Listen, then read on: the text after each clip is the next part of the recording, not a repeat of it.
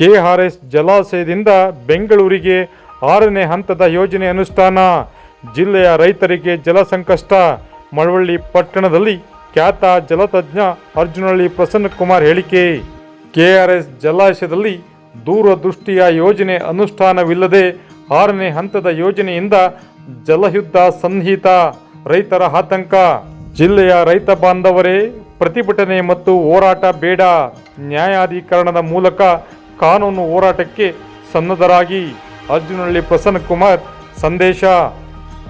ಜಿಲ್ಲೆಯ ರೈತರ ಹಿತ ಕಾಯುವ ದೂರದೃಷ್ಟಿಯ ಯೋಜನೆ ಅನುಷ್ಠಾನವಿಲ್ಲದೆ ಕೆಆರ್ಎಸ್ ಜಲಾಶಯದಿಂದ ಬೆಂಗಳೂರಿಗೆ ಕುಡಿಯುವ ನೀರಿನ 6ನೇ ಹಂತದ ಯೋಜನೆಯಿಂದ ಜಿಲ್ಲೆಯ ಜನರು ಜಲ ಸಂಕಷ್ಟಕ್ಕೆ ಸಿಲುಕಲಿದ್ದಾರೆಂದು ಖ್ಯಾತ ಜಲತಜ್ಞ ಹಾಗೂ ಹೋರಾಟಗಾರ ಅರ್ಜುನಹಳ್ಳಿ ಪ್ರಸನ್ನಕುಮಾರ್ ಅಭಿಪ್ರಾಯ ವ್ಯಕ್ತಪಡಿಸಿದ್ದಾರೆ. ಮಳವಳ್ಳಿ ಪಟ್ಟಣದ ಶ್ರೀರಾಮ ಒಕ್ಕಲಿಗರ ಸಮುದಾಯ ಭವನದಲ್ಲಿ ಸಂಪೂರ್ಣ ಸಾವಯವ ಕೃಷಿಕರ ಸಂಘ ಆಯೋಜಿಸಿದ್ದ ಕೆಆರ್ಎಸ್ ಜಲಾಶಯ ಸಂರಕ್ಷಿಸಿ ಕಾನೂನಾತ್ಮಕ ಹೋರಾಟದ ಅಭಿಯಾನದ ಪೂರ್ವಭಾವಿ ಸಭೆಯಲ್ಲಿ ಭಾಗವಹಿಸಿ ಕೆಆರ್ಎಸ್ ಅಣೆಕಟ್ಟಿನ ನೀರಿನ ನಿರ್ವಹಣೆಯಲ್ಲಿ ರಾಜ್ಯಕ್ಕೆ ಅನ್ಯಾಯವಾಗಿದೆ ಎಂದರು. ಇದೇ ಸಂದರ್ಭದಲ್ಲಿ ಕೆಆರ್ಎಸ್ ಜಲಾಶಯದ ಸಾಧಕ ಬಾಧಕಗಳು ಹಾಗೂ ಆಡಳಿತ ನಡೆಸಿದ ಸರ್ಕಾರಗಳ ಗೋಸುಂಬೆ ನಾಟಕ, ದುರಾಡಳಿತ, ಆಡಳಿತ ವೈಫಲ್ಯದ ಬಗ್ಗೆ ಆಕ್ರೋಶ ವ್ಯಕ್ತಪಡಿಸಿದ ಅವರು, ಆಡಳಿತ ವ್ಯವಸ್ಥೆಯ ಲೋಪದಿಂದ ಮುಂದಿನ ದಿನದಲ್ಲಿ ಮಂಡ್ಯ ಜಿಲ್ಲೆಯ ರೈತರು ನೀರಿಗಾಗಿ ಜಲಯುದ್ಧ ಮಾಡುವಂಥ ಕ್ಲಿಷ್ಟಕರ ಸಮಯ ಬರಲಿದೆ ಎಂದು ಎಚ್ಚರಿಸಿದರು. ಆಂಧ್ರ ಪ್ರದೇಶ, ತೆಲಂಗಾಣ ರಾಜ್ಯದಲ್ಲಿ ದೂರದೃಷ್ಟಿಯ ಜನರ ಹಿತ ಕಾಯುವ ಯೋಜನೆ ಮಾಡಿ ನಂತರ ಯೋಜನೆ ರೂಪಿಸುತ್ತಾರೆ. ಅದೇ ರೀತಿಯಲ್ಲಿ ಕರ್ನಾಟಕದ ರಾಯಚೂರು ನಗರಕ್ಕೆ ನೀರು ಕೊಡುವ ಸಂದರ್ಭದಲ್ಲಿ ಕಾಣೇಕಲ್ಲು ಗ್ರಾಮದ ಬಳಿ 1300 ಎಕರೆ ಜಮೀನು ತೆಗೆದುಕೊಂಡು ಕೆರೆ ರೀತಿಯಲ್ಲಿ ಪ್ರವಾಹ ಬಂದಾಗ ತುಂಗಭದ್ರಾ ನದಿಯ ನೀರಿನ 1 TMC ನೀರು ಶೇಖರಿಸುವ ಕೆರೆ ನಿರ್ಮಿಸಲಾಗಿದೆ. ಈ ನೀರನ್ನು ತೊಂದರೆಯಾದಾಗ ತುರ್ತು ಬೇಸಿಗೆ ಸಂದರ್ಭದಲ್ಲಿ ಬಳಸುವ ದೂರದೃಷ್ಟಿಯ ಯೋಜನೆ ರೂಪಿಸಲಾಗಿದೆ. ಆದರೆ ಈ ರೀತಿ ಮುಂಜಾಗ್ರತೆ ಕೆಆರ್ಎಸ್ ಜಲಾಶಯದಲ್ಲಿ ಮಾಡಿಲ್ಲ. ಕಾವೇರಿಯಿಂದ ಬೆಂಗಳೂರು ಅಥವಾ ಎಲ್ಲಿಗೆ ಬೇಕಾದರೂ ನೀರು ತೆಗೆದುಕೊಂಡು ಹೋಗಿ. ಅದಕ್ಕೂ ಮುನ್ನ ಜಿಲ್ಲೆಗೆ ನೀರಿನ ಸಂಕಷ್ಟ ಬರದಂತೆ ಯೋಜನೆ ಮಾಡಬೇಕಿತ್ತು ಎಂದರು. ಯಾವುದೇ ದೂರದೃಷ್ಟಿಯ ಯೋಜನೆ ರೂಪಿಸದೆ ಏಕಾಏಕಿ ಈಗ ಯೋಜನೆಗೆ ಆದೇಶ ನೀಡಿರುವುದು ದುರದೃಷ್ಟಕರ. ಇದರಿಂದ ಜಿಲ್ಲೆಯ ಜನರು ನೀರಿನ ಹಾಹಾಕಾರ ಅನುಭವಿಸಲಿದ್ದಾರೆ ಎಂದರು. ಸರ್ಕಾರಗಳು ಹೊಸ ಬಡಾವಣೆಯನ್ನು ಮಾಡುವುದನ್ನು ಬಿಟ್ಟು ಮೊದಲು ಮಂಡ್ಯ ಜಿಲ್ಲೆಯ ಜನರ ಹಿತ ಕಾಯುವತ್ತ ಯೋಜನೆ ರೂಪಿಸಬೇಕಿದೆ. ಯಾವುದೇ ರಾಜ್ಯ, ಯಾವುದೇ ದೇಶವಾಗಲಿ ಮೊದಲು ದೂರದೃಷ್ಟಿಯ ಯೋಜನೆಗಳನ್ನು ರೂಪಿಸಬೇಕು.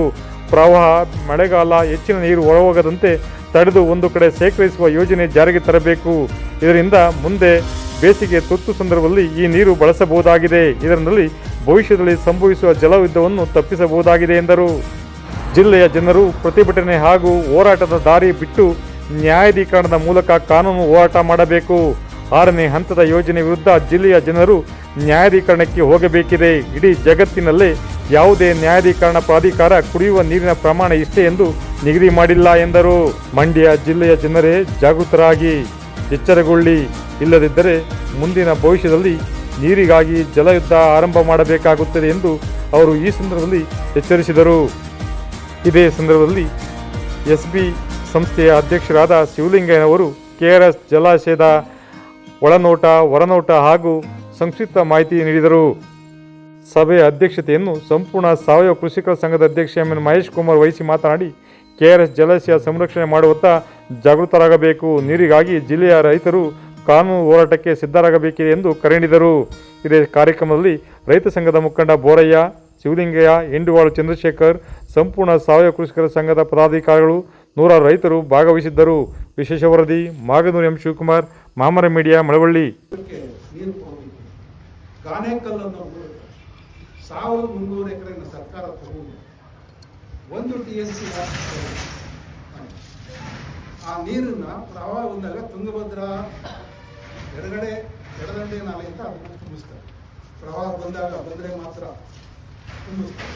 ಹಾಗೆ ಅದನ್ನ ಸ್ಟಾಕ್ ಇಟ್ಕೊಂಡು ಬೇಸಿಗೆಯಲ್ಲಿ ತೊಂದರೆ ಆದಾಗ ಅದು.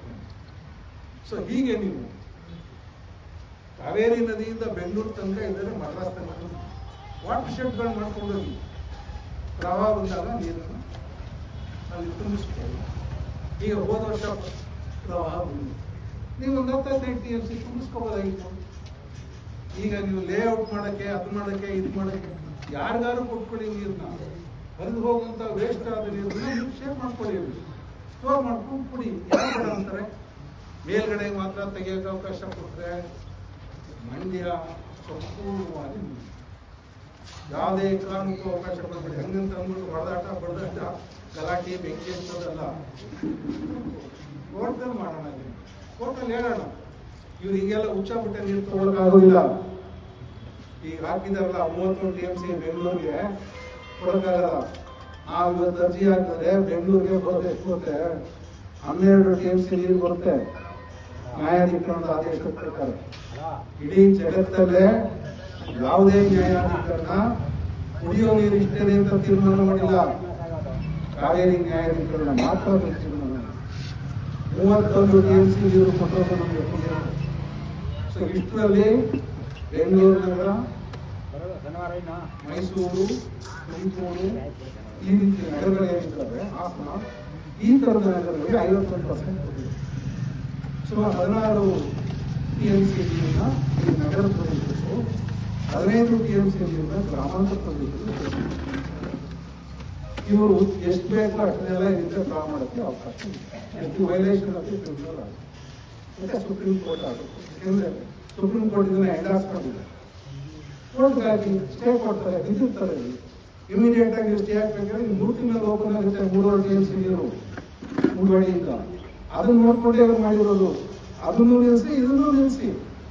ಹೊಡೆದಾಡಕ್ಕೆ ಹೋಗ್ಬೇಡಿ, ರಸ್ತೆಗೆ ಹೋಗ್ಬೇಡಿ, ಕಲ್ವಾಡಿಬೇಡಿ, ಪೊಲೀಸ್ನವ್ರನ್ನ ಎದುರಾಕ್ ಹೋಗ್ಬೇಡಿ. ಯಾಕೆಂದ್ರೆ ಇದು ಕರ್ನಾಟಕ, ತಮಿಳುನಾಡಲ್ಲ. ಅಲ್ಲಿ ಪೊಲೀಸ್ನವ್ರು ಬೇರೆ ಇರ್ತಾರೆ. ಅಲ್ಲಿ ಅವರು ಸೈಟು ಜಾಸ್ತಿ ಮಾಡಲ್ಲ ಇರ್ತಾರೆ. ಹೇಳಿದ್ರು ಹೇಗೆ ವಕೀಲರು ರೆಸ್ಪಾಂಡ್ ಮಾಡ್ತಾರೆ ಅಂತ. ಇಲ್ಲಿ ವಕೀಲರು ಬರಲಿ ಕೊಡಲ್ಲ. ಸುಪ್ರೀಂ ಕೋರ್ಟ್ ನಲ್ಲಿ ಕಾವೇರಿ ಟ್ರಿಬ್ಯುನಲ್ ತಮಿಳುನಾಡಿನವರು ಒಂದು ಸ್ಟ್ಯಾಂಪ್ಗೆ ₹1 ಇಸ್ಕೊಂಡಿಲ್ಲ. ಅವ್ರ ಗೌರ್ಮೆಂಟ್ ಸಂಪೂರ್ಣವಾಗಿ ಅವರೇ ಮಾಡಿದ್ದಾರೆ. ಸಂಪೂರ್ಣವಾಗಿ ಅವ್ರ ಖರ್ಚಲ್ಲಿ ಮಾಡಿದ್ದಾರೆ. ನಮ್ಮಲ್ಲಿ 100 ಕೋಟಿ ಬಿಟ್ಟಿಲ್ಲ, 1-2 ಕೋಟಿ ಇಲ್ಲ, 100 ಕೋಟಿ ಬಿಟ್ಟಿಲ್ಲ. ಅದೇ ಇವರಿಗೆಲ್ಲ ಕಮಿಷನ್ ಕೊಟ್ಟಿದ್ರೆ ನಾವು ನೇರ, ದಿಟ್ಟ, ನಿರಂತರ ಸುದ್ದಿಗಳಿಗಾಗಿ ಮಾಮರ ನ್ಯೂಸ್ ವೀಕ್ಷಿಸಿ. ಸಬ್ಸ್ಕ್ರೈಬ್ ಆಗಿ. ಧನ್ಯವಾದಗಳು. ಶುಭ ದಿನ.